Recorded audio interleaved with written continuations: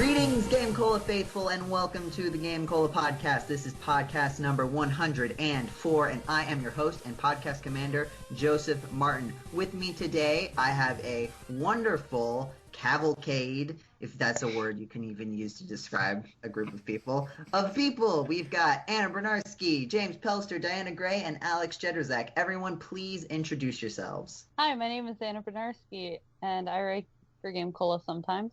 Hi, I'm James Pelster. I'm a fairly newcomer to GameCola. I also occasionally write articles from time to time. Hi, I'm Diana Gray, GameCola.net's resident fangirl, and I still write articles sometimes. It's fun. And I'm Alex, the Jeddy Jedraszczak, and I write constantly. You do. You're also the editor-in-chief of GameCola.net, It's gaming true. outside the mainstream. So, Yes, that's also Jeddy. important. But you do write a lot. You do write a lot. It's Christmas. true. Everyone's busy.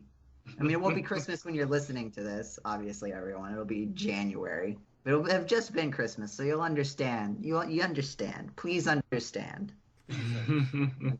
Please. It's busy. So, anyway, we today have two topics to talk about, and I'll let you in on them so that if you're interested, you'll stick around. Our first topic is going to be monster collecting RPGs in the wake of the new Pokemon release. You got these backwards. We definitely need to talk about read-only memories first. You want to talk about Do we have to talk about Okay. that first? All right, let's go. first? We'll save ready. Pokemon. We'll save Pokemon as a I don't know, what would you call it, like dangling the bait like a carrot. The horse. the clickbait.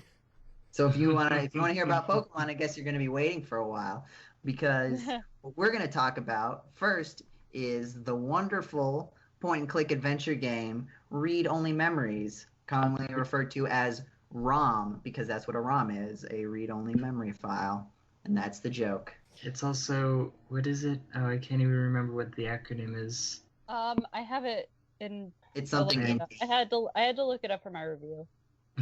Relationship Organizational Manager. Let me look that up and make sure I got that Is right. that the name of like that robot character? That's what they're called in the game, like the robots. The robot Yeah. name is ROM, which stands for Relatable Object of Memory. You should just call him either robot. Just call him robot. Relationship Organizational Manager. Ah. So, Okay. Jeddy, what did you think? Okay, let me just say I am sad that it came out in 2015, because it means that I can't vote for it this year. That doesn't stop me sometimes. Yes. No, like I just beat it like a few days ago, so I'm like super excited about like, whoa, what a game. So good. It really is. And like normally after I beat a game, it's very rare for me to want to go like back and play it again. But like considering all the things that I did, like, and I remember you last time saying that you had to go back and talk to the plant. Yes. Yeah, you Right, have that to. you have to keep watering, and then You the know, you friend. can't water it. You don't water it. You Yeah, don't you- water it. Because you've already watered it too much.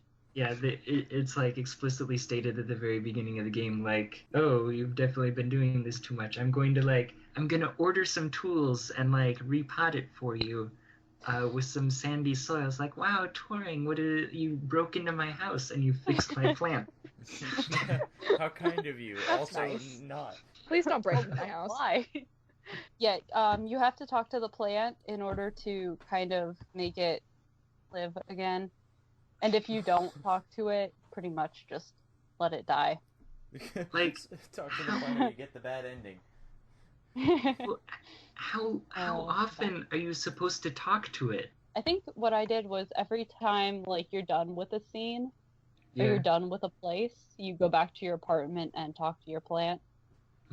Okay, so like every time that like your destination changes or whatever.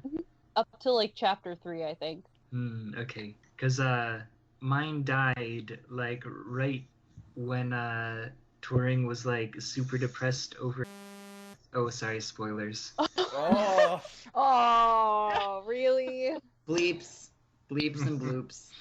Still ruined it for us. I don't even remember the name that Jeddy Spoiler said. alert. So I just wanted to give you even a if I heads do up. end up playing it, it's not gonna. Well, I might remember it because I have to come back and listen to this Yeah. and edit over what And I'm Jeddy listening said. to this podcast, Good so job. I'll remember. But I mean- I'm gonna bleep it out. I'm gonna bleep Oh, it good. out. Safety. All that the viewers know is that someone dies, which is like a game. Like if any game is gonna be like, oh, this was emotionally investing, like death is on the table. Like let's be real. Also, Yeah. like, a lot of people die. in Yeah, this a lot of game. people die. But You not keep finding dead always. bodies. Not the Great. same people always, right? Because there's multiple paths and lots of No, the multiple same endings, people right? die. It Oh, is really? the same people. And you could have saved it. Nope. You could have saved it. No, but there are multiple endings. There are multiple. Are there multiple like pathways, like not just the ending changes, but like the whole No. game? Like, It's- there are different ways to solve some of the puzzles, and it's like whether you get people to like you or not. I have all of those achievements because I went through and went the dick route where I was just mean to everyone. I was curious about what would happen if I was. It was just a lot of sadness. Huh? I felt really, really sad because I was mean to everyone. But yeah, there The are basic- 5 different endings Oh. currently. I did hear that there's going to be a new release with voice acting. There in, I think, August, mid or late August, there was supposed to be an update, but something went wrong, and then they had to push it back. They pushed it back, and finally it is getting the update on January 17th Hmm. with voice acting, and I don't know what else is coming out with this update. I have to look it up, but I'm really excited. Yes, I was excited to hear that. But my point of bringing up the thing was that Turing is just sitting there so depressed on my desk and just like turns over to the plant as like, I forget what it was that they said, but it was like, wow, the plant is dead. Everything around me is dying. Turing, Something you're about so- it being suitable, and I'm just like, yep, Yeah. that's good. Awesome. Great. Like, Yikes. no. Just want to hug that robot. So, Jeddy, Game of the Year 2016. If only. Yes. If only. Remember you- last year when I was like the only person to vote for it? And I'm Put so sad that we. Salvation in. But at the same time, it was up against like Undertale, Yeah, so it still it would have wasn't had a gonna rough win. time. Yeah. And actual Game of the Year, Life is Strange, Strange. and Bloodborne was the honorable mention. Hmm. So that's its competition. Would you vote it over all those things, Jeddy and Anna? Undertale, Life is Strange, and Bloodborne. Oh man. Mostly because I have not played any of them. I've played a Oh. little bit of Undertale, but not much. Jeddy, I know you've played Undertale.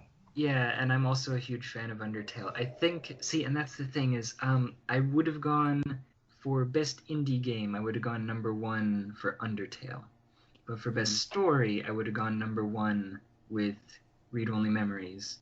And so, like, Undertale having won both of those, I think we might have seen best story with Read Only Memories, since usually everyone votes for their own game.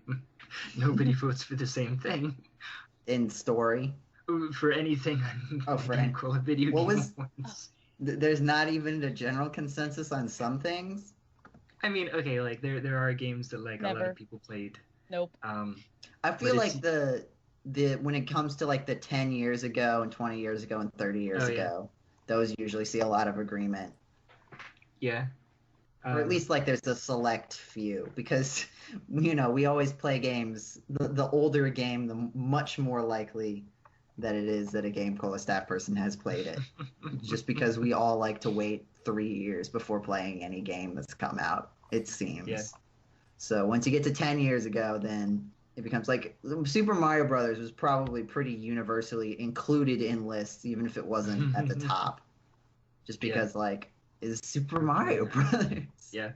And then Chrono Trigger, like I have a really hard time believing that Chrono Trigger was a controversial win last year. Yikes. I don't know. There were a lot of good games. Mm-hmm. Speaking of which, if you haven't checked out GameCola.net, Gaming Outside the Mainstream, fairly recently, you might want to know that we are keeping the awards ceremony for respective years in the middle of the following year. Namely because of that whole thing where we don't play video games when they come out. Yeah. I mean, it's an issue. So those extra 6 months really help us pull it all together. Especially since so many good games, come out. So many like bit hard hitters come out like in the fall. Yeah. Yeah. It's just Like when everyone, probably because of awards season. like when everyone has finals and stuff. Yeah, I know, right? Right. So I just shared the trailer for the updated 2064, which is also actually coming to PS4. So it's not just the update coming to the computer, it's also like coming as a game to the PS4. So 2064 is the name of the update? 2064 Read-Only Memories, I think, is the full name. Oh, okay. Yeah. So 2064 is the year it's supposed to take place in. Yeah. Okay. And So if we're going to that's- talk about Read-Only Memories, I have another game to talk about. Valhalla, Cyberpunk Bartending Action. Oh, I've heard some people playing that. I like all of these things. That is another game on my to-playlist. It's a visual novel, which I saw somebody reviewed it and said, I hesitate to call it a visual novel, and then I just looked and I'm like, but that's all it is. Really. It's not a visual novel, it's a visual novel. It's kind of just that, yeah. Do you know why they said that? No, I didn't read that far into it. I just thought it was a little funny. Like, I hesitate to call it a visual novel, but why?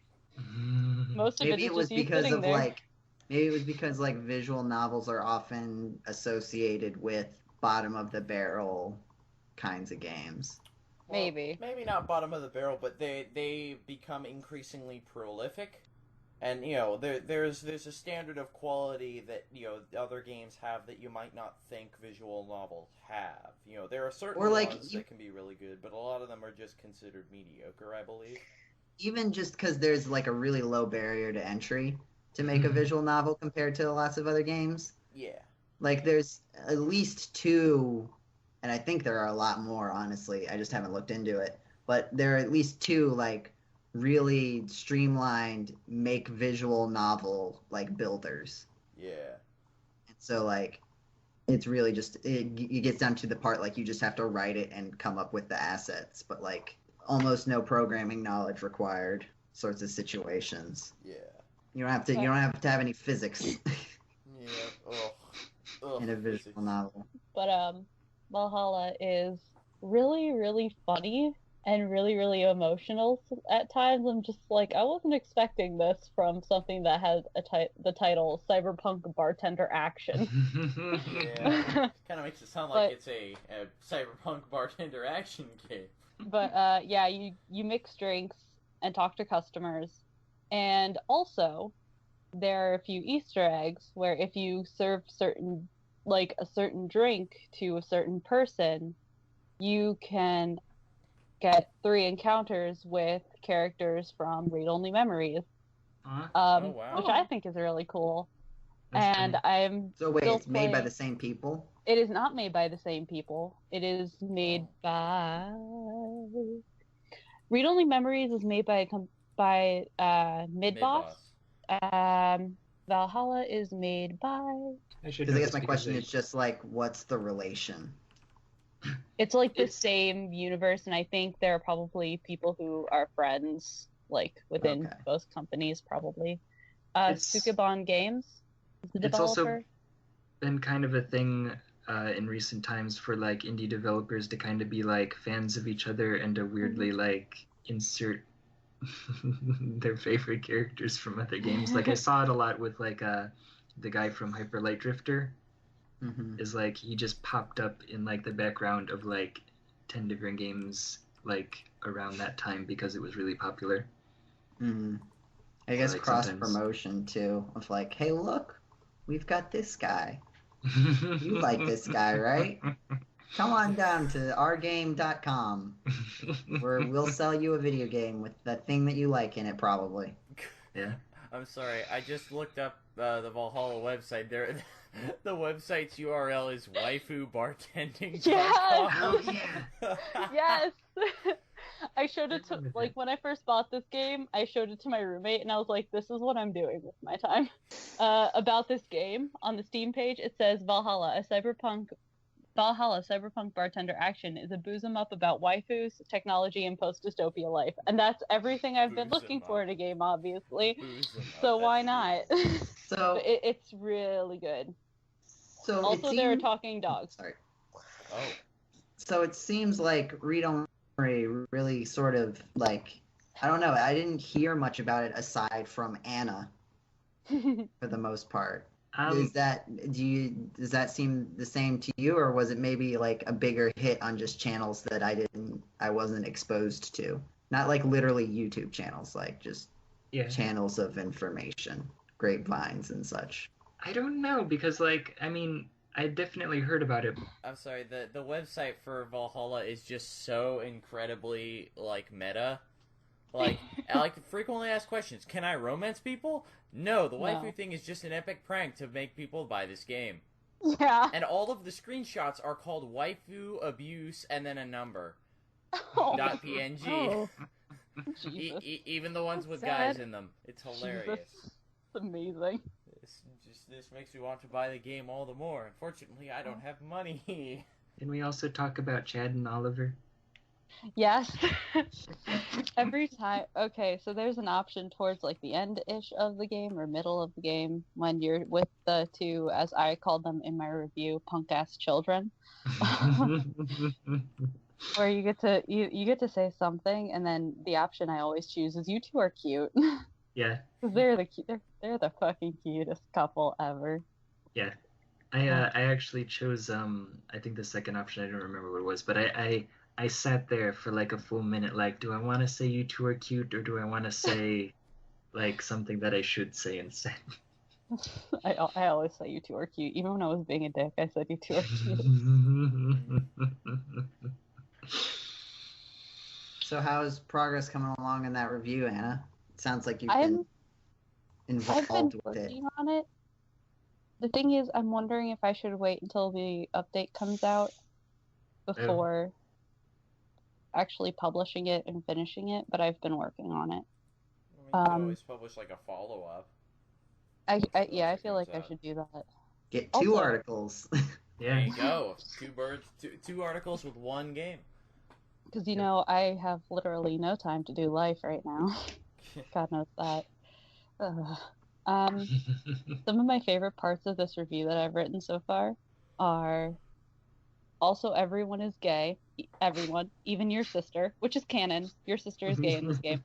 Okay. Me calling Oliver and Chad punk-ass children.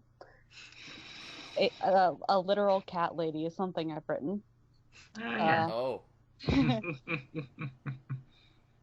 An old guy in the hospital. Like, this is me describing the characters. Some old guy in the hospital. The future, in all caps, bolded, using the advanced technology of the future. The future! At one point, I think I married a chair. It was great. What? I also said, also you can drink until you pass out. Talk about immersive.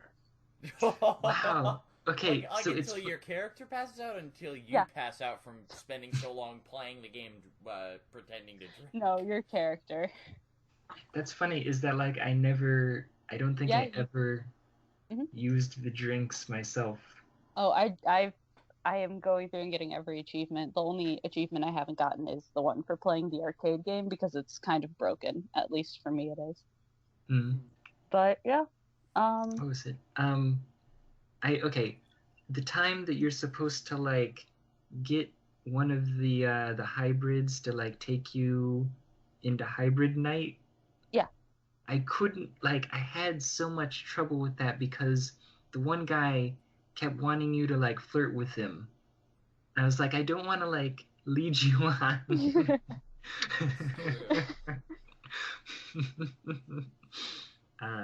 But luckily, I managed to get my way through it, and I just felt so bad. Like I wanted to go back and talk to Caitlin. Yeah. I think was the Yeah, name. her name's Caitlin. Like I wanted to go back, and it like wouldn't let me go talk to her, and I was like, "No, I'm sorry." I actually screwed up with that guy first. So Oh, I yeah? had to go to Caitlin. And then I found out there is an achievement for blowing it with both of them. And then also the last guy who's sitting there at the table. Oh, So the yeah. guy with the horns just comes back. He's like, he just takes you because he kind of fucked up the other parts. So if you just completely blew it, it's like, alright, you screwed up, we're gonna give you a free pass. Yeah, that's pretty much how it goes if you really mess up. But it's a little hard to completely screw that up. Nice. Like, unless you're really, really trying to screw it up. Wow. But yeah, this game is pretty amazing, in my opinion. And I just need to finish the video. That's the point. I'm glad you liked it, though. Yes, no, definitely. I was sad that I hadn't like looked at it sooner. Do we want to move Everyone on should to? play it.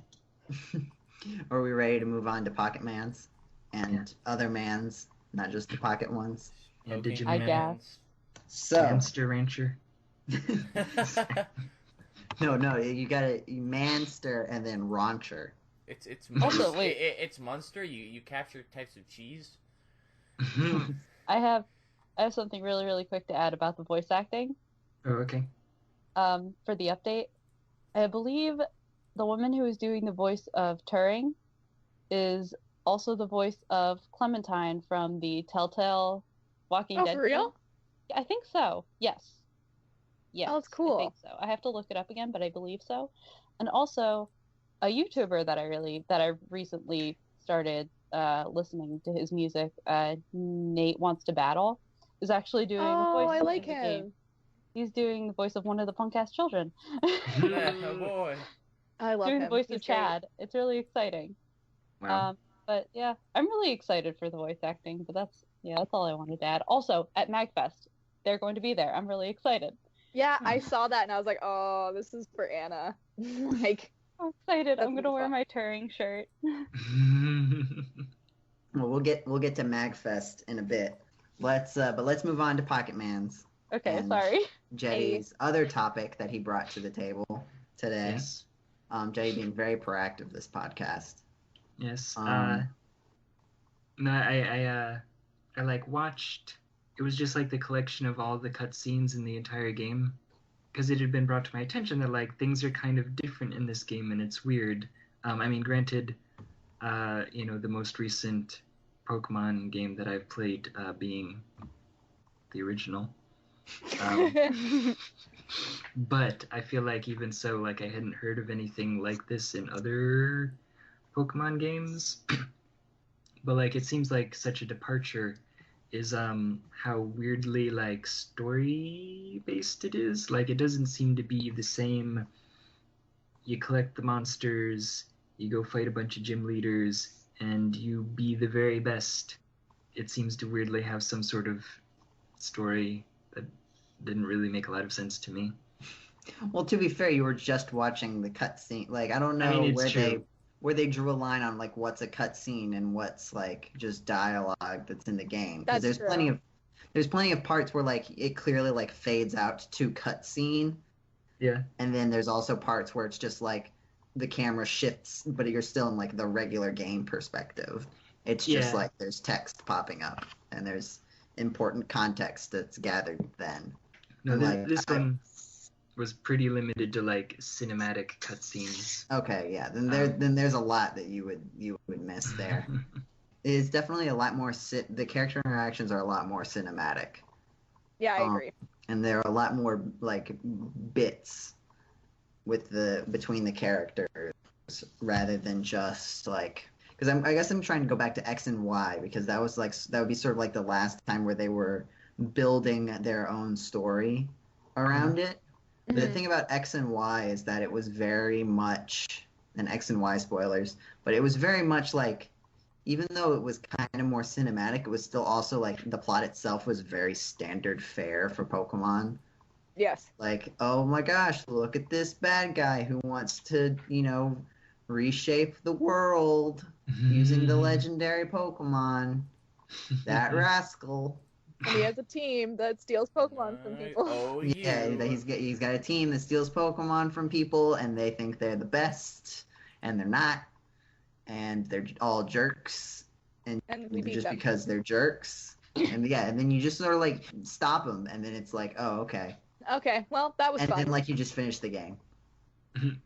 Like the other Pokemon game that was actually really narrative driven that I've played would be Black and White. That would probably be the closest. When you go and challenge the Elite Four, like, because in a lot of the other games, the Elite Four challenge is like after you complete the story. Like sometimes you won't even beat the last gym before you complete the main story of the game. Like in Diamond and Pearl, I know that you can catch the main legendary Pokemon before going to you, and then you can use them in the 8th gym battle, which seems odd. Yep. Seems like cheating. Yeah. In Black and White rather, you didn't get them until after you beat the Elite Four, or rather like at the like ending, like they put a twist on like your Elite Four challenge and also fighting the champion, which I really liked. But like even still, it was sort of like fight a gym, cutscene, fight a gym, cutscene. Yeah. And this one, like, they have more plot happen because you're not really fighting gyms as much. Yeah. And this has been talked about in trailers and stuff, so it's not really spoilers. But you go to these trials, which are still headed up by a person, but instead of like fighting a bunch of people, usually you fight a couple of a Pokemon in a given context, and then you fight, like, you do a boss battle with like a powered up version of that Pokemon and some sort of like twist. Mm-hmm. So from the second island, the twist, once you see what's happening and if you know what's going on, it's this is kind of a spoiler, but there's the water place, the water trial. Is everyone who played the games familiar with the trial that I'm speaking of on the second island? Yes. So like you fight a fish, and then you fight another fish, and then you fight a big fish, which can call more fish. Whoa. Yeah. Yes. But when you fight the first one just like in the water, and then you fight the second one when there's like a rain thing. So you have like the water type Pokemon are powered up, and then you fight the last one with the rain thing, and the boss has a partner Pokemon that like uses Helping Hand and stuff, and it heals it a bunch. So like, not if you take out the one first. Well, the point is that like they sort of structure like an idea rather than, oh, you're fighting this person with all one type of Pokemon, which is still there. That's still a thing, but there's less of them, and they're not really the gyms. But it's definitely still there. At least the one of them is on the first island. And I think that's the general pattern after. Well, they kind of have, like, the equivalent of almost gyms on every route, because they have, like, these ace trainers or something, like, on almost every route where they say, oh, come back and battle me once you've beaten all of the other trainers on this route. Mm-hmm. So you have to beat all the trainers on the route, and then you can fight this guy, and then they usually have either some gimmick that they have, like on the very first island, on Route 3, there's a guy called the Red Card Trainer. Oh yeah, I remember. And when you beat all the other people on the route, they're entirely optional. They're entirely optional. And once you beat all the other people, you fight against him, and he uses a special item, and that kind of thing. So like, each route or almost every route, I think has one of these trainers. So it's kind of like almost like optional gyms, except there's way more of them, and they're not quite as difficult. We've kind of sidetracked this. Jeddy, if you wanted to talk about something more specific than just our general experiences with the game. It's more narrative driven. We have confirmed that for you. And I guess like it just made me start like questioning like and thinking about other similar games, like what really I guess like makes a monster collection RPG of sorts. Because I played Dragon Warrior Monsters, and it was largely the same as Pokemon. Did Dragon Warrior Monsters come out after Pokemon? Oh yeah, absolutely. Okay. So Pokemon like has pretty much always just been like the genre-defining game in that sort of sense, Yeah, or at least the like subgenre. Because it doesn't define RPGs, obviously. yeah, And I would even say that like the Sun and Moon series are trying to take more cues from the traditional RPG. I don't know if anyone would agree with me on that, Yeah. but definitely like with the more story-driven narrative Yeah. is part of it and being more cinematic. because like there were earlier games like Robotrek comes to mind, is like it vaguely kind of in some ways like you build robots that you can like level up and they fight for you. You don't fight, like you make them and then they fight for you, and like you can have multiple of them and swap them out, and like those kind of mechanics were already there like a few years before Pokemon. But like I had never thought of it even after having like played both of the games, until like sitting here thinking about it. Did I kind of make the connection that, oh yeah, that is kind of in some ways sort of a prototype of what Pokemon ended up being. And yeah, like Dragon Warrior Monsters was very much the same. Like you have a few monsters. They don't fight one at a time, as I remember. And also, I don't think you directly controlled them. It was like they had skills and you could kind of tell them how to act. Like, okay, you need to be like, hey, Yeah. heavy on healing or like heavy on like attack or whatever. Yeah. You kind of guide them. Kind of like the Dragon and so- Quest AI sort of thing. Like you tell them, okay, stay on the offensive, be defensive, use healing, etc. And they just kind of made a monster collection thing with monsters from the Dragon Warrior series. Yeah. That's kind of similar to the one that I was talking about earlier that I found that I played years ago. Yeah. On the DS, Spectrobes, Beyond the Portal, or something like that. Ooh. I don't remember what the difference was. I think I played Beyond the Portal. Maybe there was just a regular Spectrobes, or maybe they're really the same game. I don't know. I only played it once, and I rented it, and I got rid of it afterward because I didn't like it very much. Oh, I think it might be called. I'm looking at pictures, and it might be that the European version was just called Spectrobes, and then the U.S. version was called Spectrobes Beyond the Portals. Funny because isn't it Japanese RPGs like the Japanese versions that usually add a subtitle and like the Western releases remove it? Like that's what they did with Mega Man. Yeah. Or they add like a sub novel. Yeah. Where it's just like episodes of TV shows I've noticed because I've been watching Dragon Ball Super. Small side track. Like the episode title will literally just be plot summary. Like, whoa, Goku fights Frieza, but there's a new form, and then will Goku defeat Frieza? Or Goku fights Frieza and there's a new form, and then Vegeta takes a turn. And it's like, that's literally everything that happens in the episode. Just when you can't think of an actual title. But it was very much like you get the monsters and then like you're fighting. And then like the monsters just sort of do their own thing.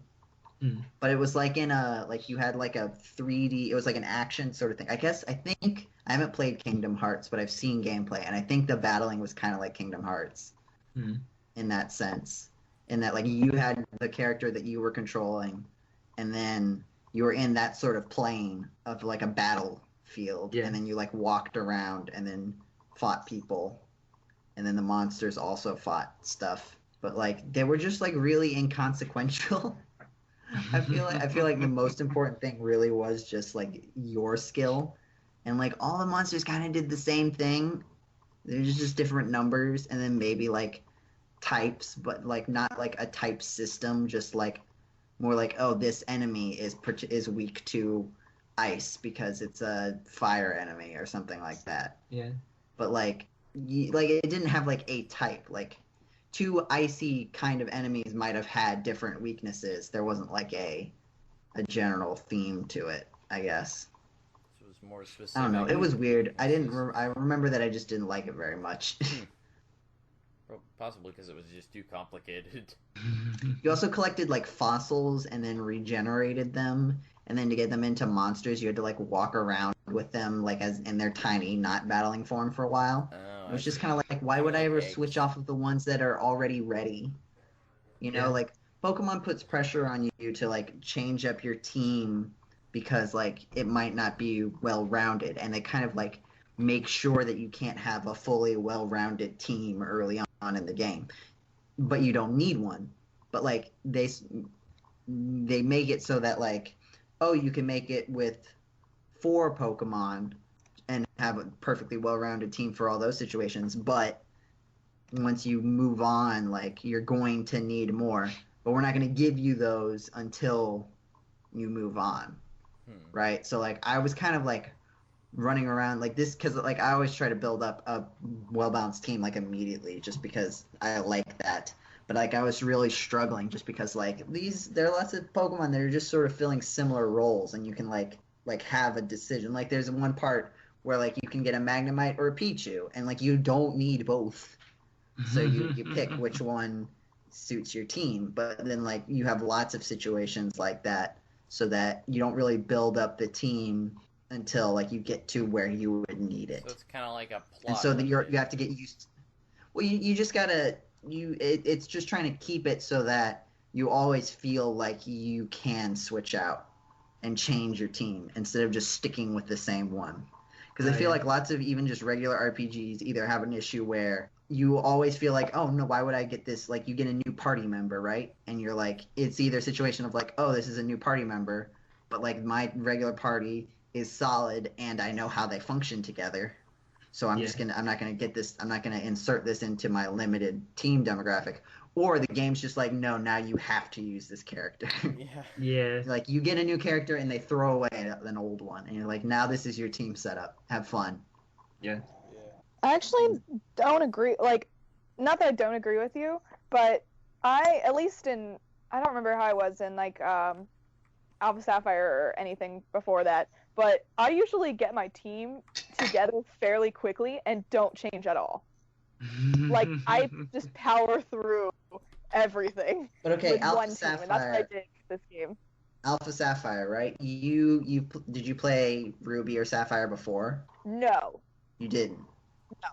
Did you know had you seen gameplay of it before? Like, did you know what to expect? To a certain extent, I'd seen a full gameplay or like full playthrough of Emerald. But like, at what point had you had your team set? For Alpha Sapphire, I honestly don't remember. I'd have to look at my team because with Alpha Sapphire now I'm at the point where I'm just trying to complete my Pokedex. So I do switch very often, like going through post-game stuff and like battling and all that. I do switch that up really often. But with Sun, since I've finished the game, I honestly I did not switch my team the entire game. Everything I had, like, everything on the first island, and kept it that way. Like, I would say that like maybe halfway through the game, a lot of the time I'll end up with something solid. But like I would think that like up through like the first and second gyms, like I would have like maybe 3 or 4 main Pokemon and then 2 to 3 ones that might be switched out later. Oh yeah. I don't know. That's just not how it happened. Well, sometimes because Pokemon also don't remember. It also does this thing where if you're struggling, if you're getting to a point that you're struggling, like, oh, you ended up with a really poor team design for this particular challenge, it'll usually give you like, hey, like, oh, you're going to an electric type place. Here's a ground type Pokemon that you can catch. Like the most blatant version of it is in the first games, the electric gym, there's just like Diglett Cave right there. And it's kind of it's a little bit that one's really on the nose of like here's a ground type Pokemon if the electric type gym's giving you a lot of trouble. Yeah. They're more subtle about it. They've gotten better at being subtle about it. Like first they'll put it before instead of after. Like Diglett Cave, it's like, oh, here's the electric type gym. I wonder I should go train for that. Oh, here's a cave full of ground type Pokemon. I wonder what this is here for. So they try to make sure to put it in front. Like I remember they're in Black and White. Like you go through Charged Stone Cave, which has a bunch of electric type Pokemon in it. And then after you get out, you come and it's like, oh, hey, look, a flying type gym. Honestly, What like a quickie. maybe it was just me, but like I either got really lucky and found like the perfect combination to carry me through the entire game, which is weird, but I never had to switch. I always had someone who was like perfectly equipped to handle whatever was coming up, and I was like, God bless. I would think I'm that's the perfect. case, like, because also you've played a lot of Pokemon. Yes. That is true, but So I you honestly know, like I didn't plan that much right, but because like, I didn't know what was coming. you know not to have like 3 water types on your team. That is true. I do know better than that. So like, if you're talking about a person who's just like, oh, I'm gonna start with like, oh, because if you just like, say you just caught the first few that's Pokemon true. that you saw, and just caught those, Yes. because that's what I do. I always fill out my team with 6 immediately, Or you just catch Oh, I the do ones that that too. look cool. and then shift it out Yeah. as needed. And but you like if you just took the first 6 Pokemon, or 5, I guess, because you get your starter, and the first 5 Pokemon that you come across, like let's say that you're smart enough to know that you shouldn't, having dupes is probably not a good idea. You end up with like, well, I have a Charizard, Butterfree, Pidgeot, and Eradicate. Yeah, I'm gonna have a top percentage Rattata. And it's probably, you know, like lots of the early ones are normal and flying and bug, and there's not really a whole lot to like, that's not really going to carry you through the game. Like, you're not going to have anything to deal with a dragon type. If I remember my thought process correctly, I think I kind of did what you're talking about, like just caught everything and filled out my team for the first island, and then before going to the second island, I had my team set. At least I was like, all right, this is going to be my team going to the second island. I need to change whatever. And then I just never did. Did you have a ground type? Yes. I was. What ground type is on the first island? Where? Wait, where? What? There's totally. I totally have one. Oh, is it one. at 10 Carat Hill? Yes. Oh, of course. There are a bunch of them at 10 I didn't Carat even Hill. know 10 Carat Hill existed until after I beat the game. Oh man, that sucks. So, Oh, but I you know, didn't I should have a probably ground go type though. I managed to get through decently well. Like I Without a occasionally swapped out Pokemon. Like I think on the third island is the first Well, time. what was your switched starter? What was your Yeah, starter? what's your starter? Litten. Okay. Oh, me too. See, I have the seal, so like a ground type's really important. Poplio. Because electric type was Noelle electric has type was like Poplio, too. destroying my team. Noelle loves So- Poplio.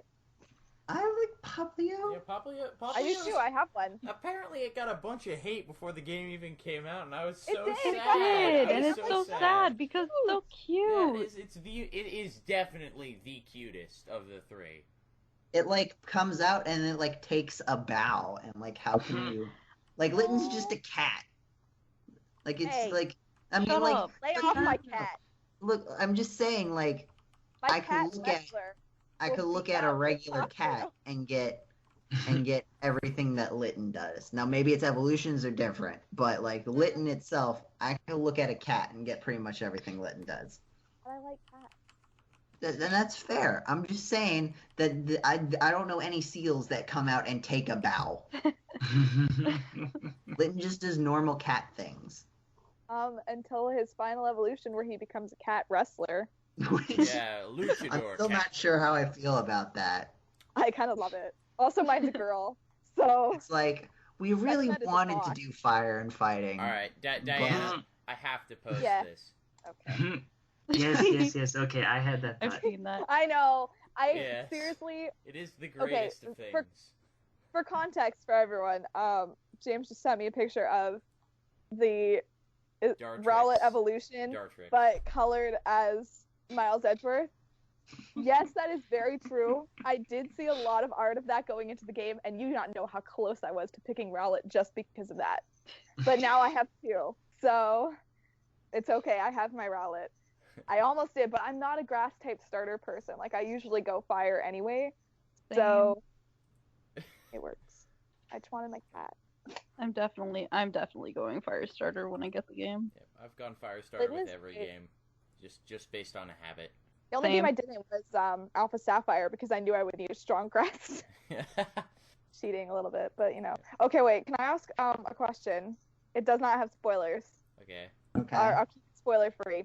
But James, since you've beaten the game, the special battle modes type things that you do at the end of the game, where it's just like the battle mason was in You mean Alpha Sapphire. the battle tree?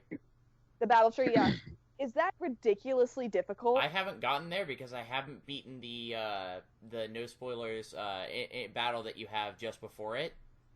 Yes, Just before that you battle. get to the battle tree, you have to battle somebody, and I'm not gonna spoil that, but I have not Oh, managed to get past it. It's just I need to grind more.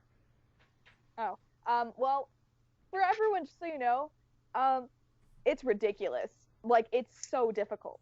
It's not even, maybe it's just me, but I'm going in with my, like, pretty decently trained Pokemon, and they're wiping the floor with me. It's pretty bad. Also, same with the other battle format, the 4, that they talked about it in a video before the game came out, so it's not a spoiler. Oh yeah, the Battle Royale. That also kicks my butt. I haven't gotten to anywhere. I completely forgotten about it until you just mentioned it now. I forgot that was a thing. Word for you, like, they're gonna take you in there and show you how it works. Do not immediately go try and do it afterwards. Don't do that to yourself, because I did, and I got my butt kicked. Like, just because everything in there is, like, much stronger than you are. Yes. Like, I was like, oh, this is fine. It's gonna be like a fun battle thing, like the Battle Mason was. It's gonna be fun, right? No. They totally beat me up. So I have a quick question too, because like, then no like hard spoilers, but like, do different types of battles like become more frequent as the game goes through? Because right now, like, I've just gotten to where like I've started having wild Pokemon double battles and just trainer double battles. Oh, that's gonna be a theme through the entire game. I know wild Pokemon double battles are a theme through the whole game, but I was wondering if like other battle types were going to start popping up, because right now it's been pretty standard. They will. They're not very common. Mm-hmm. At least in my opinion, like they're not super common. Like, what about triple battles and rotation battles? No, none of those. None? None. Okay, rotation battles, cool. Like, rotation battles were just kind of weird and complicated, and I love triple battles. a lot of the time, rotation battles, which if you don't know, rotation battles are like you send out 3 Pokemon, and then there's like 1 up front, and then like the other 2 are sort of like in reserve, and you can like switch and have different ones be attacking and defending. And it was just like really complicated, but also usually just ended up being either like everybody constantly switching and not doing anything to try to play mind games, or you just sort of like went one at a time. Yeah. But no, there's nothing like that. Oh. See, mine for the triple battles, all I had wasn't even just switching because mind games. It was just switching because I had no idea how the controls worked. They was not triple battle. Triple battles are cool. I love triple battles. Rotation battles were kind of more complicated than their own good. But I would think that the trials would really set themselves up for having like situations where you could have weird battle like requirements. But they didn't really. They're all interesting. Like, they're all different and kind of cool, but to my recollection, I beat the game a while ago, like before finals, so everything before that is gone. But I don't think there are any. So, did we sidetrack off your thing again, Jeddy? I'm sorry. Yeah. Yes. What else needs to be discussed about your thing? Like, we're not actually supposed to be talking about Pokemon. Oh yeah, we can't talk about your thing. So, okay, but I guess like what I'm trying to say is, things that you guys were bringing up, like how important is like certain aspects of the original games versus like what you're seeing in the latest one, like I guess losing the focus on gyms and stuff. Like, I guess I always felt that was kind of like the point of Pokemon, so that's why I was so surprised when it's like, oh, suddenly gyms, like, they're kind of there but not really, and it's more about the story. Well, like, the gyms have definitely been like, the story hasn't replaced the gyms, and I think maybe that's what they haven't like, oh, the gyms don't work with story, so we're gonna replace them with a story thing. Like, yeah, there is like a little bit of story opportunity with the gyms. Like, you get to like the people who are like in charge of the trials, which are basically the gyms, like because you don't just see them when you come and beat them at the end, but usually they're like talking to you while you're doing the trial. There's like more of a chance for them to develop a personality instead of just like 3 lines of text and then goodbye forever. But I guess like as far as like the genre is concerned, is like, do you think you could have, let's say for example, a monster collection game where you actually just like don't have gyms, you have perhaps, you know, bosses on occasion in the same way that you do in a normal RPG? Yeah, I think that would actually be fairly easy to do. I mean, I think it might just be, you know, the reason that a lot of them don't is because Pokemon has just had such a strong influence on the genre. They're just like, well, we don't want to do anything different. They probably won't like it. Yeah, because like Dragon Warrior Monsters, again, being kind of just like an exact duplicate. They didn't have gyms, but you had like regularly scheduled I forgot what they were called, but like basically events where everyone got together to do battle, and the point of the game was to win it. Yeah. So like you were given a period of time to go level up your monsters, and then you had to come back to go fight the people in the thing. Well, there's sort of like 2 main angles to Pokemon, really, and then there are a couple of like side ones, but those don't usually get much traction. But like the 2 main angles are like what you said, like collecting and then beating some set thing like gyms or like the battles you were talking about so that you win. Yeah. And then like the hardcore like collect everything. Yeah. And the original Pokemon was very firm about like trying to make those more even. Like you're not just trying to get strong, you're also trying to catch a lot. So like you would have these basically roadblocks, right, in the first games. Yeah.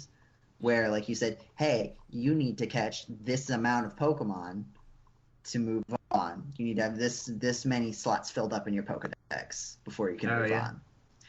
Lots of people didn't like it, including Nathaniel, who cited that as one of his main reasons he stopped playing the game. Because of, like, he didn't like... Well, I mean, like, I think he got past the part where he had to collect them all for the game, but like the game really pushed like you should try to get all of these, and he was like, this isn't fun. And so the game like kind of moved away from that. Yeah. And so then like it became harder and harder to get all of them, not just because there were more, but because they would be spread out among the games without really like a way to deal with that. Well, so like This latest one didn't seem to have like a full set of a brand new. That's what I was about to say. Like I think that's the biggest like evidence of them taking a step away from that is that there is no national dex. There's only the 300 or so that you're supposed to catch in this game. Oh, there's not even a national dex? Yeah, no, there is not. None yet. You can get other ones traded into like it'll still accept like other Pokemon, but they won't count for anything. Yeah, they'll just like, say these Pokemon were caught outside. If you do the QR code scanning stuff, which all the QR codes are available online, all you have to do is scan them. I don't really understand what that does I don't understand it. But anyways, if you do like 10 of them, then you can charge for like an island scan, which scans whatever island you're on, and depending on what day of the week it is, it gives you access to a Pokemon that's not in the Alolan Dex. Like the other day I did it and I got like a Luxio or something. Like something that doesn't count towards your completion, but just is kind of fun to have. And it has a lot of the starters, I think, are in there, like starters from other games. Yeah, I got a Charmander my first time. If you wanted to, like, say you needed those in like another game, you could catch them and trade them once they ever update Pokemon Bank, if they're going to do that ever. You could trade them into another game if you needed them there or something. So that's kind of cool, but they don't count for anything. That's interesting. Yeah, so because like in the last sort of set in Omega Ruby and Alpha Sapphire and then X and Y, like they sort of like said, hey, we're going back to catching them all. And so like they tried to put in mechanics. They put in mechanics to like make it so that pretty much all the normal Pokemon were obtainable in either X and Y or Omega Ruby and Alpha Sapphire. X and Y gave you the original Kanto starters along with your region starter. So, like, that was how you would get those. There's, like, just a cloud that flies around, and you can just get whatever legendary, all the legendary Pokemon. Yeah, and Omega Ruby Alpha Sapphire. Yeah, there's, like, because they, like, have a Pokemon called Hoopa, whose thing is it makes it so that you can bring in legendary Pokemon to fight whenever. That's what it does? Well, like, it teleports I never things. knew!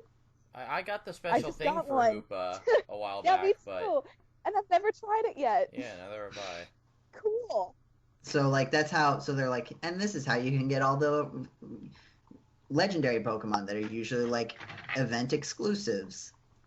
So it's interesting that they're kind of like, okay, yeah, now we're just not trying anymore. Oh, you mean, not Hoopa, do you mean, like, because I know there were islands where you could get, like, a bunch of the legendary elf trio from Diamond and but, like, Pearl. there would be like a ring a that ring. showed up, So, right? It wasn't, that was supposed to be Hoopa.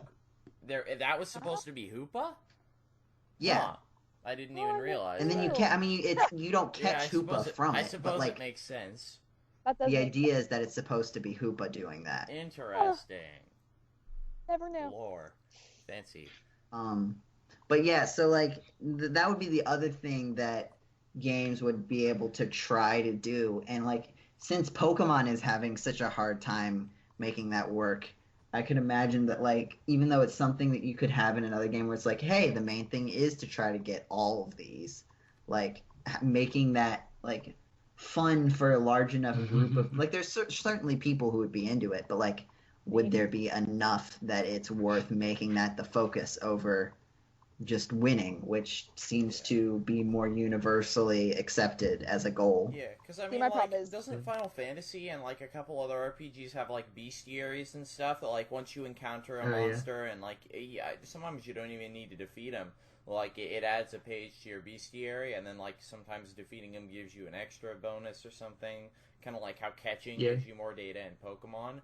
But obviously, you know, in those kinds of games, you know, catching them and completing the bestiary is not any sort of work requirement or even a heavily, pushed, side quest even. It's just kind of, if you want to, here's something for you Pokemon fans out there, kind of sort of thing.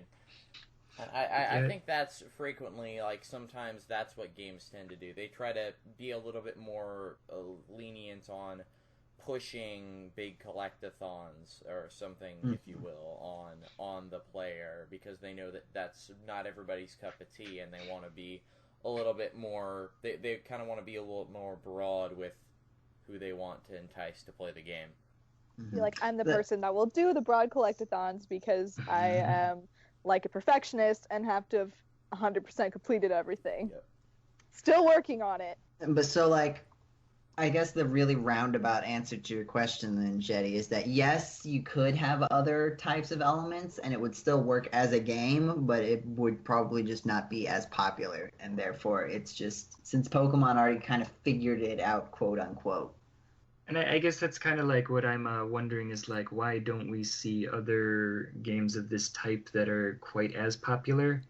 Like, what are the key factors to Pokemon-ness? Well, I mean, Pokemon kind of did originally start at just the right time when that kind of craze was starting. Like, Pokemon got pretty lucky with its initial release, and it was just, now they're so established. Now it's because there is Pokemon, other series trying to get established is harder. Like, I think there was on the 3DS, there was a game called Yokai Watch, which actually was very similar for Pokemon, and apparently that did really well in Japan, but it did not do well in, the West.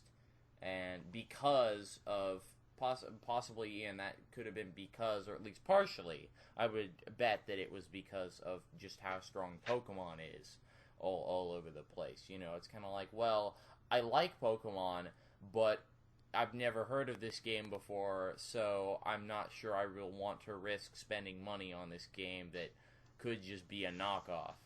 Yokai Watch also had some other issues. Yeah, but I mean, in Japan, it was apparently very popular. Well, that's what I'm saying. I think one of the reasons, like, Yokai Watch was released with a TV show. Like, Yokai Watch and the game and Yokai Watch the TV show were, like, made together. Like, Pokemon sort of got a TV show after it became more popular in Japan. And so, like, there was a first and a second. But Yokai Watch was made from the ground up to be, like, this TV show game hybrid. But, like, the Yokai Watch TV show is, like, it's an anime, and it's very Japanese. Because there's nothing wrong with that. Then there's nothing wrong with that, but, like, in terms of, like, the audience that it's going for, like, in the original Pokemon, like, they were, like, walking around in, like, fields and stuff, right? So there's not really, like, in terms of cultural stuff that's, like, raise an eyebrow, what? There's not really a lot of that. But, like, Yokai Watch, like, takes place in a city. And it's just, it looks like an anime city. It looks like a Japanese city. And it's got, like, you know, it's much more like, and especially with all the yokai are, like, a lot more, like, specifically referencing, like, Japanese, like, folklore. Yeah. Rather than Ace Attorney, Dual Destiny. Yeah, kinda. But, like all of the creatures are, like, based on, like, Japanese mythology sorts of things. Whereas Pokemon, they're kind of animals first, reference second, and the references are, like, subtle enough that they're not, like, integral for, like, why does this look like this? Yeah, it can just be like, oh, it in your face. The ice cream cone Pokemon and the key ring Pokemon. Yeah, why do they look like this? Well, you see, they're based on this such and such thing. It's like, you know, that's something you say for more lore rather than shoving in your face. I think that's why. I think that's the main thing why Yokai Watch is so much more popular in Japan than America. It's just like it wasn't. I think it was supposed to be, but it didn't really work out as being like this global sort of thing because it just ended up being too culture specific. Yeah. But also, like, just to go back to your question, Jeddy, of like why Pokemon's like succeeds and there's not really anything else doing it. I think part of it is like working so closely with Nintendo, and that's not just like, oh, Nintendo advertises them as like a second party thing, and there's that sort of relationship. But like Pokemon's also like always using like these weird features for the DS that like no one else ever ends up using. Yeah. So like trading Pokemon, like almost like other games don't, like that's like one of the major things of like being able to trade and battle very easily and like having this standard set for it of like how it works and like the idea that you have to trade to complete the games and like that's like the point almost. Yeah. And I don't think a lot of other games like commit to that because either they don't feel like they can do the thing where they release two games that are different. Yeah. And enough people will buy them that they'll have like you need to be big already so that enough other people will have the game so that you can you can get access to these other, you know, creatures that are in a different game. But if you put them all in the same game, then all of a sudden there's like no reason to trade or interact with anybody because it's just all there. Yeah. So like because Pokemon became so big and like could take advantage of the link cable when I don't really think like anything else was. Like I really don't. I really think Pokemon link cable was one of the first things they'd ever used. And like Pokemon didn't just do the link cable. They also did the with the Game Boy Advance. They did the wireless adapter. Oh, that stupid thing. Which now seems really stupid because like your DS just does it.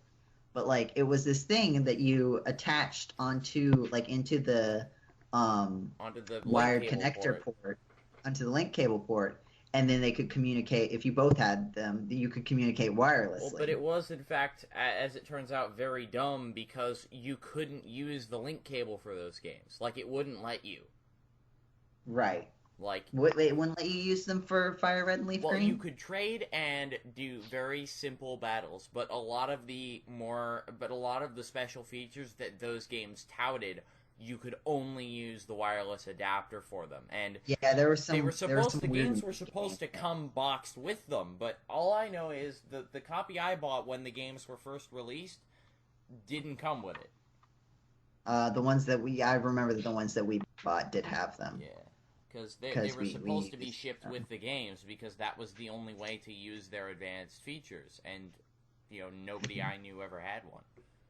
And then Heart Gold and Soul Silver had the Poké Walker, which I still have. The little thing. It's run out of battery. Yeah, mine too. Long since. Mine too. My Geodude died. But that was there was the Poké Walker, which was like a pedometer, and then the 3DS had a pedometer in it later, and it's just then Pokemon was one of the few games that really used the internet with the GTS, the Global Trading Station, I think was the last. But being able to trade Pokemon over the with random people over the internet, and this weird trade and barter system that developed. Yeah, everybody just asked for legendaries. Yeah, or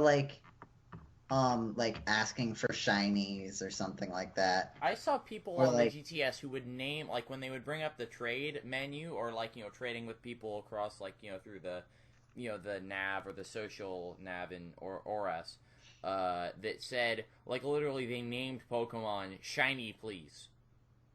They named Pokemon phrases so that they could just bargain with you. Just without having to leave the trading menu. It's evolved, into just, such... It's... I want to say evolved or devolved, almost. It's just... People have just taken this something which is just a simple little feature, and they've turned it into this big, complex, operation that they do. They strategize how to do it.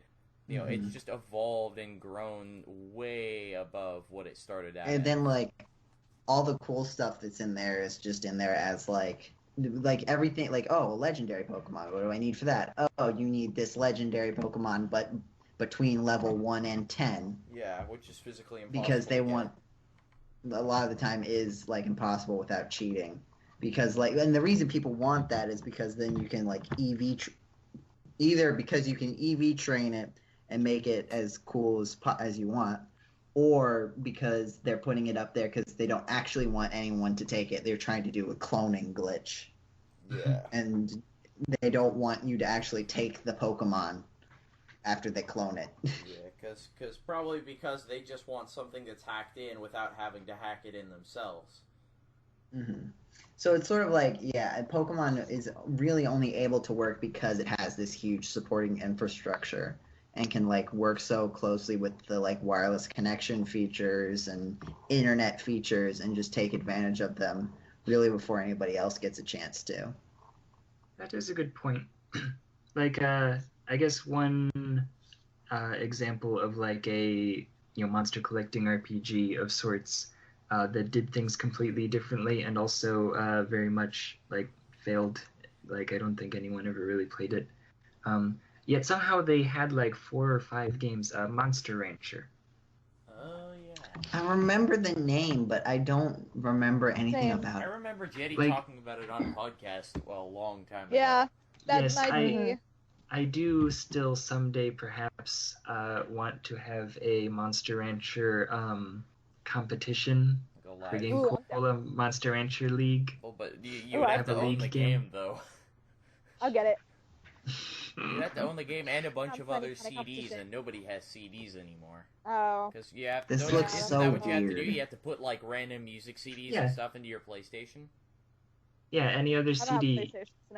Oh, I think I remember seeing a video about it, and it was really weird. That's weird.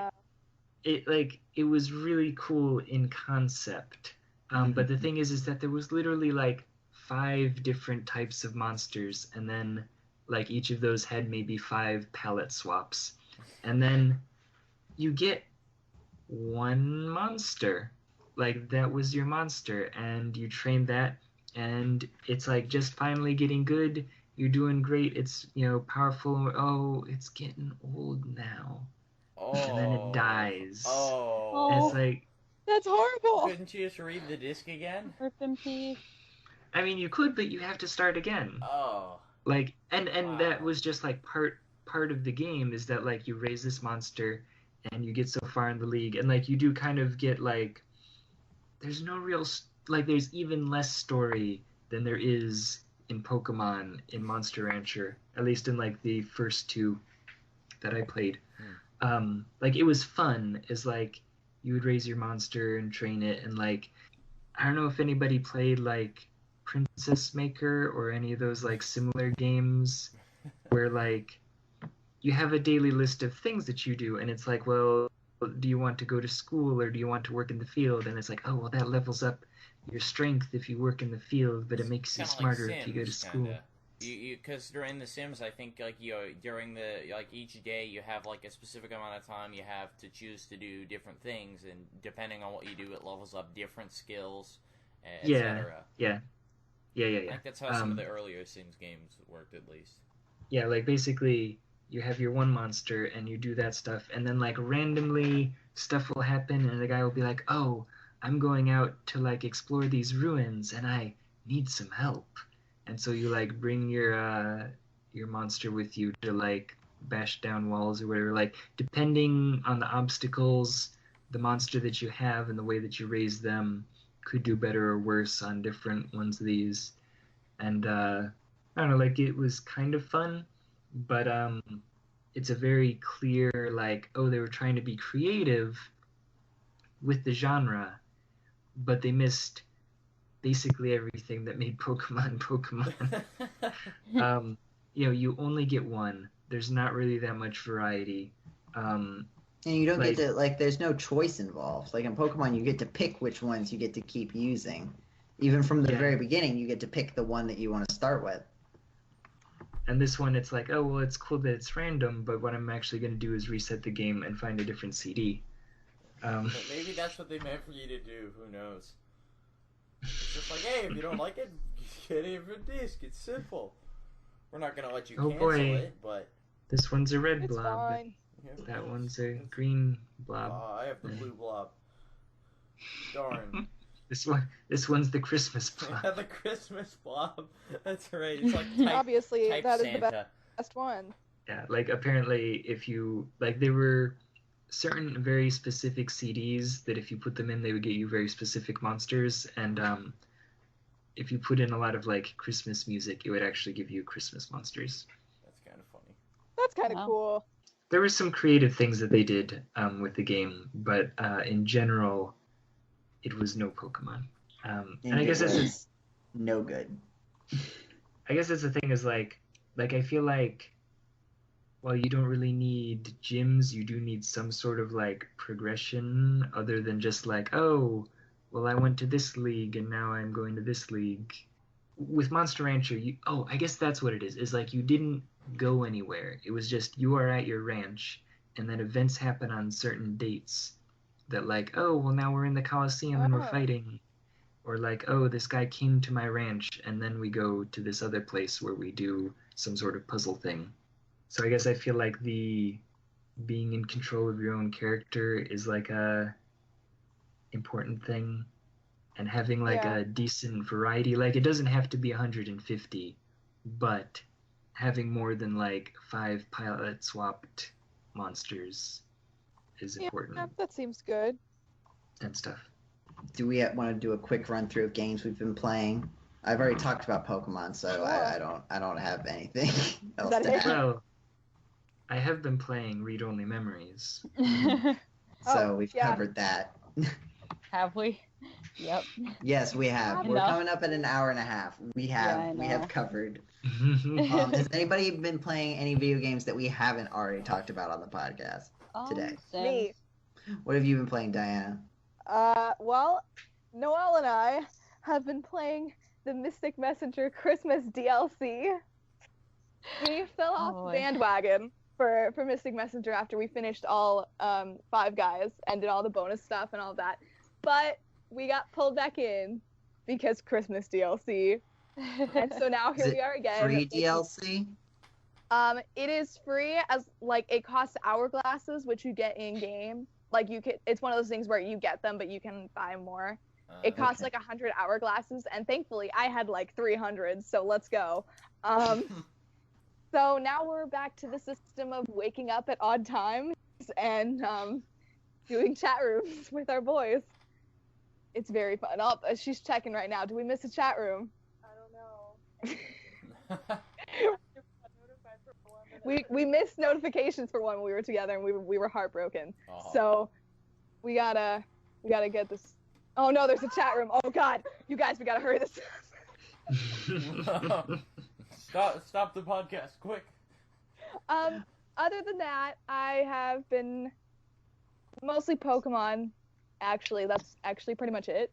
Yeah, Pokemon and Mystic Messenger, and she's already starting. She's gonna go without me. I just put in Animal Crossing right now, actually, so I might do some Animal Crossing tonight. But that's about it for me. All right, Anna, how's Sims? It is a great way for me to forget about all the grad applications I should be doing. Otherwise, I haven't really been playing anything else. I finished Earthbound a while ago, so I haven't really done much else. Oh, So I should be getting for Christmas. I know I'm getting Pokemon, so probably be doing that when I get it. great. Otherwise, Join us. That's pretty much it. Wait, which one are you getting? Moon. My sister's getting Sun. Everyone I know has Moon. Because we're all night owls, Yeah. and I like have I want Sun. to play the game when it's nice and bright in the game, and that only happens if I get the one where Yeah. it's daytime at night. I should have done that, but I have a friend at college who we've been like splitting up the past couple of games, and I picked Alpha Sapphire, and so he got Omega Ruby, and I was like, all right, it's your time to pick now, and so he picked Moon, so I got Sun. So that way we can trade back and forth. Although he has not beat the game either, he is like literally on Route 2, and so I'm like, you gotta hurry up, man. Like, I'm done. I'm waiting for you. Really gotta get on with it. He's not. Sorry, just took everyone else's turns again. All right, James, have you been playing anything You mean other than Pokemon? other than Pokemon? Well, I mean, I've been replaying Dual Destinies because I originally played it for the first time on the iOS version, which apparently is not something most people do. No, it's not. Okay. Yeah, so I've been playing it through. I just started Case 3. Oh, I hate that case. Yeah. Good luck. I've already beaten it, so I know exactly what it is, and it's funny because now I was able to notice the inconsistency that they fixed in the iOS version with Professor Means.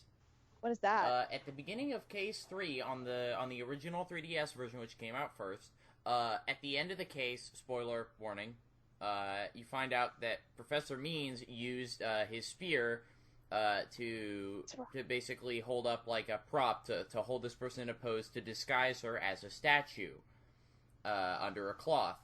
And so he uses his staff, and the whole thing is that when you meet with him at the first time, which is right after he has supposedly done this in the timeline, as you find out, but he has his staff with him. I forgot about that. And as you prove at the end of the case, when he had met with you, he was, by all accounts, not supposed to have his staff with him. And in the iOS version, they changed his pose, so he didn't have his staff with him. That's interesting. I didn't know that. You know, it's just like it's actually one of the nice to see that they did fix a couple of those oversights. But yeah, I mean, other than that, I don't think I've really been playing much. I've been wanting to get into. I think now that I know about read-only memories, I think pretty soon I'll be getting into that. No, it was already on my wish list. Yep. So it's Steam, on my wish list. Yeah, now. I see that. You should get it immediately. Yep. And then I can talk about it more on the next podcast after it's already been talked about on this one, and it'll be just behind the times. Fantastic. We could talk about it again. Yeah, why not? Jeddy, come on now. We don't talk about the same thing on multiple podcasts. We do with Ace Attorney. Ace Attorney? What? Oh no! Oh no, I wanted to say something about Ace Attorney. Mega Man? Oh, somebody say Mega Man? Noel, yeah, what you wanted to say? Metroid. Legend of Zelda? Metroid. Space Quest, anybody? Noel wanted to be on the podcast just so she could talk about Apollo. And I told her that Joe already gave me a 2-hour podcast like 2 podcasts ago. And I didn't think that would be taken kindly. Yeah. We ended up talking about Ace Attorney and it wasn't my fault. We should probably wrap up just because we're getting We should. closer. So, and I also have some things I want to tell our lovely listeners. So, first of all, we have the exciting adventure of Anna and Diana, right, are going to MagFest. Yes, Yes. we are Ooh, going to MagFest. they'll be going to MagFest pretty soon after you hear this It's podcast. gonna be awesome. Yes, 'Cause I you're- will be driving to. My boyfriend and I will be driving to Maryland on January 4th. And I will be From flying from California. Pennsylvania. So, I'm guessing the next podcast will probably feature some MagFest stories. Magfest, Oh, boy. Magfest. Yes. So be on the Exciting. lookout for that. I'm trying to get a lot of stuff happening on the YouTube channel in January, starting in January, like regularly releasing live stream stuff. The podcast is gonna start coming back on the YouTube channel. It hasn't been for like a year, Yay. so I'll go. we'll start releasing those weekly. If you've been listening through YouTube, then this is probably nearing the end, or this will be the end probably around of Hooray. weekly releases on YouTube. And lots of other I've been talking to people about getting Let's Plays up over this year, because Ooh. aside from a couple short ones, we haven't really had like a big Let's Play except for 10-10-10 that we finished, Virtue's Last Reward. Yes, I You am. could do 11, I 11, need 11. to start harassing the guys again to do 11, 11, 11. Because I finished it, but nobody else, as far as I know, none of the other Pony Pros have played it. And we need to do it. It is So amazing. Yeah, it is we'll a get good that game. worked out too. So that's what we've got on deck for GameCola, and we hope you stick around to this year to see how that goes. So if we're done, are we done? I believe we're done.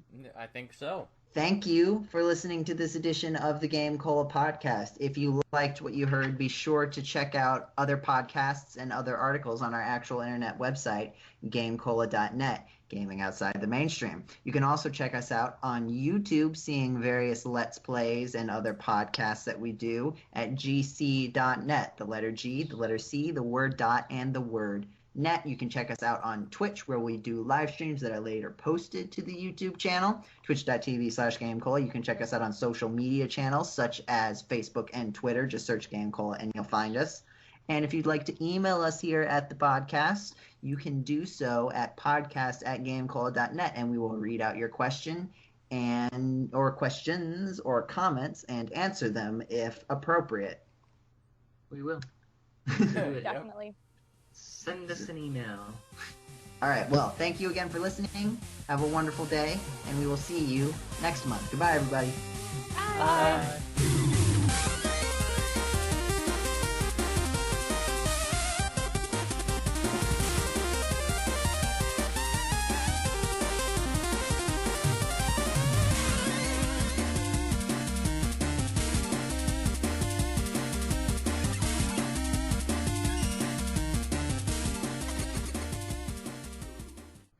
I have Also, to be can- quieter and being too loud. I don't Oh. want to do that. Just be closer to your microphone. No. No.